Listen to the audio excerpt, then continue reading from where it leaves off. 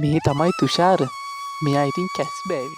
හැබැයි තුෂාරට තිබුණා මේ ලෝකෙ කවුරුත් විශ්වාස නොකරන ලොකු හීනයක්. ඒ තමයි අර ඈතින් පේන කන්දෙ මුදුනටම නගින්.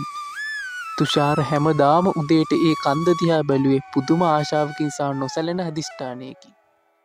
තුෂාරගේ මේ සිහිනේ ආපු අනිත් සත්තු ඉතින් හයියෙන් hina වුණා. මොකද්ද? කැස්බෑවෙක් කඳු නගිනවා? මේක විහිළුවක්. ඔවුන් කිව්වා. හැබැයි තුෂාර මේ කිසිම කතාවක් ගණන් ගත්තේ නෑ. ඒ හැම සමච්චලයක්ම ඔහුගේ හිතේ තිබුණු අරමුණ තවත් ශක්තිමත් කළා විතරයි. දවසක් තුෂාර වනයේ ඉන්න ප්‍රඥාවන්තම සත්වයා වෙච්ච ගුරු කියලා මහණු බමුණා හමු වෙන්න ගියා. ගුරුතුමනි, මට ඇත්තට මේ කන්ද නගින්න පුළුවන්ද? තුෂාර බයෙන් ඇහුවා. පුළුවන් මගේ පුතේ, ගුරු කිව්වා. ඒත් ඒක ලේසි වෙන්නේ නෑ.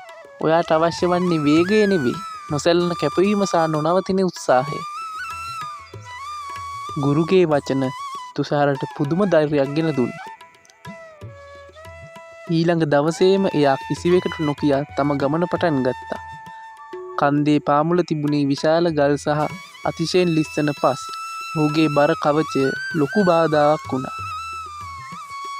තුෂාර මහන්සි වුණා, වෙහෙසටපත් වුණා. ඒත් කිසිම වෙලාවක ආපසු හැරී බැලුවේ නෑ. දවස් සති බවට හැරුණා. සති මාස බවට හැරුණා.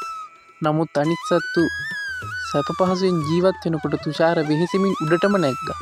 සමහර දවස්වලට ඔහුට දැනුණා මට මේක නවත්තන්න ඕනේ කියලා. ඒත් එතකොටම ඔහුට ගුරුගේ වචන මතක් වුණා. ඔහු දන්නවා එක් පියවරක් ඊළඟට තවත් එකක් මේ සියල්ල අවසානයේ ලොකු වෙනසක් කරන බව. අන්තිමේදී අති දීර්ඝ කාලයකට පස්සේ තුෂාර කන්දේ මුදුනටම ළඟා වුණා.